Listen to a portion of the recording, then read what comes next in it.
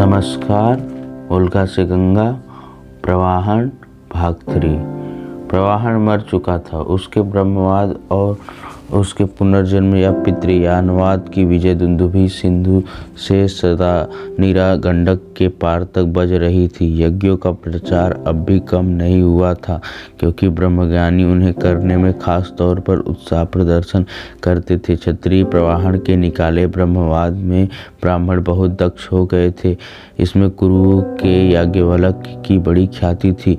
कुरु पांचाल में जिसे किसी मंत्र के कर्ता और यज्ञों के प्रतिष्ठाता वशिष्ठ, ब्रह्मा, विश्वामित्र और भारद्वाज को पैदा किया था। याज्ञवल्क के और उनके साथी ब्रह्मवादिनियों की धूम थी। ब्रह्मवादियों की परिषद रचाने में यज्ञों से भी ज़्यादा नाम होता था, इसलिए राजा राजसूय आदि यज्ञों के साथ अलग अलग ऐसी परिषदें कराते थे, जिनमें हजारों गाय, घोड़े और दासी खास तौर से, क्योंकि राजाओं के अंतःपुर में पत्नी दासियों को ब्रह्मवादी विशेष तौर से पसंद करते थे। वाद विजेता को पुरस्कार में मिलते थे। याज्ञवल्क के कई परिषदों में विजयी हो चुका था। अब की बार उसने विदेह के जनक परिषद में भारी विजय प्राप्त की थी और उनके शिष्य सोमश्रवा ने 1000 गायें घेरी थी। याज्ञवल्क के विदेह से कुरु तक उस गायों को हाँक कर लाने का कष्ट क्यों उठाने लगा। उसने उनको वहीं ब्राह्मणों में बांट दिया। ब्रह्मवादी याज्ञवल्क की भारी ख्याति हुई। हाँ, वह असरफी सुवर्ण दास दासी और खच्चरी रथ को वह अपने साथ कई नावों में भरकर कुरु देश लाया। प्रवाहन को मरे 60 साल हो गए थे। इस वक्त याज्ञवल्क के अभी पैदा नहीं हुआ था, किंतु 100 वर्ष के ऊपर पहुंची लोपा पंचालपुर कन्नौज के बाहर राजोद्यान में अब भी रहती थी। उद्यान के आम्र, कदली, जम्बू वृक्षों की छाया में रहना वह बहुत पसंद करती थी। जीवन में प्रवाहन की बातों का वह बराबर विरोध किया करती थी, किंतु अब इन 60 वर्षों में प्रवाहन के दोषों को वह भूल चुकी थी। उसे याद था केवल प्रवाहन का वह जीवन भर का प्रेम। अब भी वृद्धा की आंखों में ज्योति थी। अब भी उसकी प्रतिभा बहुत धूमिल नहीं हुई थी, किंतु ब्रह्मवादियों से वह अब भी चिढ़ती थी। उस दिन पंचालपुर में ब्रह्मवादिनी गार्गी वाचक्कनी उतरी। राजोद्यान के पास ही एक उद्यान में गार्गी को बड़े सम्मान के साथ ठहराया गया। जनक की परिषद में याज्ञवल्क ने जिस धोखे से उसे परास्त किया था, गार्गी उसे भूल नहीं सकती थी। तेरा सिर गिर जाएगा गार्गी, यदि आगे प्रश्न किया तो यह कोई बात का ढंग न था। ऐसी उग्र लोहित पानी खून से हाथ रंगने वाले ही कर सकते हैं, गार्गी सोचती थी। गार्गी लोपा के पितृकुल की कन्या थी। लोपा उससे सुपरिचित थी, यद्यपि ब्रह्मवाद के संबंध में वो बिल्कुल असहमत थी। अब की बार याज्ञवल्क ने जिस तरह ओछा हथियार करके उसके खिलाफ इस्तेमाल किया था, उससे गार्गी जल गई थी। इसलिए वह अपनी परदादी बुआ के पास गई तो उसके भावों में जरूर कुछ परिवर्तन था। लोपा ने पास आई गार्गी के ललाट आंखों को चूमकर छाती से लगाया, फिर स्वस्थ प्रसन्नता के बारे में पूछा। गार्गी ने कहा, विदेह से आ रही हूँ बुआ। मल्ल युद्ध करने गई थी गार्गी बेटी? हाँ, मल्ल युद्ध ही हुआ बुआ। यह ब्रह्मवादियों की परिषदें मल्ल युद्ध से बढ़कर कुछ नहीं है। मल्लों की भांति इसमें प्रतिद्वंदी के छल बल से पछाड़ने की नीयत होती है। तो कुरु पांचाल के बहुत से ब्रह्मवादी अखाड़े में उतरे होंगे। कुरु पांचाल तो अब ब्रह्मवादियों का गढ़ हो गया है। मेरे सामने ही इस ब्रह्मवाद की छोटी छोटी सी चिंगारी सो भी अच्छी नीयत से नहीं मेरे प्रवाहन ने छोड़ी थी, और वह वन की आग बन सारे कुरु पंचाल में जलकर अब विदेह तक पहुंच रही है। बुआ, तो तेरी बात में सच्चाई को अब मैं कुछ अनुभव करने लगी हूँ। वस्तुतः यह भोग अर्जन का सबसे बड़ा रास्ता है। विदेह में याज्ञवल्क को लाखों की संपत्ति मिली, दूसरे ब्राह्मणों को काफी धन मिला। यह यज्ञ से भी ज़्यादा नफे का व्यापार है बेटी। मेरा पति से राजाओं और ब्राह्मणों के लिए भोग प्राप्ति की दृढ़ नौका कहा करता था, तो यज्ञवालक के जनक की परिषद में विजयी रहा। और तू कुछ बोली या नहीं? बोलना न होता तो इतनी दूर गंगा में नाव दौड़ाने की क्या जरूरत थी? नाव में चोर डाकू तो नहीं लगे? नहीं बुआ, व्यापारियों के बड़े बड़े कारवां के में भट्टों का प्रबंध रहता है।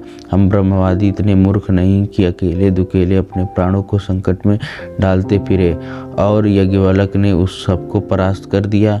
उसे परास्त करना ही न कहना चाहिए था। सो क्यों? क्योंकि प्रश्नकर्ता यज्ञवालक का उत्तर सुन चुप रह गए। तू भी, मैं भी, हाँ, किंतु मुझे उसके बाद से नहीं, बकवाद को से चुप करा दिया। बकवाद से? हाँ, मैं ब्रह्मा के बारे में प्रश्न कर रही थी और यज्ञवालक को इतना घेर लिया था कि उसे निकलने का रास्ता न था। उसी वक्त यज्ञवालक ने ऐसी बात कही जिसे सुनने की मुझे आशा न थी। क्या बेटी? उसने कहा। यह कहकर प्रश्न का उत्तर मांगने से मुझे रोक दिया कि तेरा सिर गिर जाएगा गार्गी यदि आगे प्रश्न किया तो। मुझे आशा न थी, किंतु मुझे सब आशा हो सकती थी। गार्गी, यज्ञवालक प्रवाहण का पक्का प्रसिद्ध शिष्य हुआ। प्रवाहण के मिथ्यावाद को उसने पूर्णता से को पहुंचाया। अच्छा हुआ गार्गी जो तूने आगे प्रश्न नहीं किया। तुझे कैसे मालूम बुआ? इसी तरह से मैं अपने आंखों से तेरे सिर को कंधे तक पर देख रही हूँ। तो क्या तुझे विश्वास है बुआ? यदि मैं आगे प्रश्न करती तो मेरा सिर गिर जाता? जरूर, किंतु यज्ञवालक से ब्रह्मा बल से नहीं, बल्कि वैसे ही और जैसे औरों के सिर देखे जाते हैं। नहीं बुआ, तू बच्ची है गार्गी, तू जानती है यह ब्रह्मवाद सिर्फ मन की उड़ान, मन की कालाबाजी है। नहीं गार्गी, इसके पीछे राजाओं और ब्राह्मणों का भारी स्वार्थ छिपा हुआ है। जिस क्षण यह ब्रह्मवाद पैदा हुआ था उस समय इसका जन्मदाता मेरे बगल में सोता था। यह राज सत्ता और ब्राह्मण सत्ता को दृढ़ करने का भारी साधन है। वैसे ही जैसे काले लोहे का खड्ग, जैसे उम्र लोहित पटी भट्ट। बुआ, मैंने ऐसा नहीं समझा था। बहुत से ऐसा नहीं समझते। मैं नहीं समझती, जनक वैदेह भी इसका रहस्य उपनिषद को न समझता होगा, किंतु यज्ञवालक समझता है। वैसे ही जैसे मेरा पति प्रवाहण समझता था।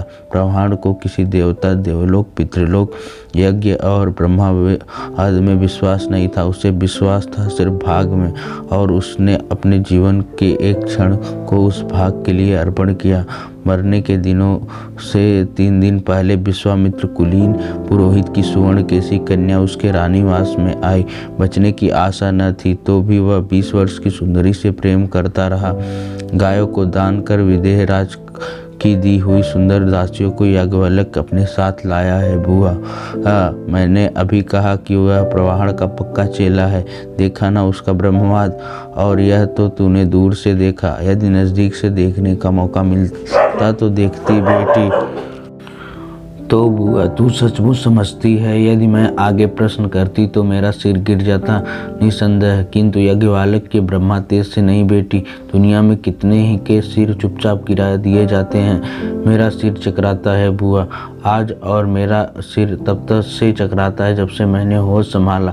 सारा ढोंग, पूरी वंचना, प्रजा की मशक्कत की कमाई को मुफ्त में खाने का तरीका है।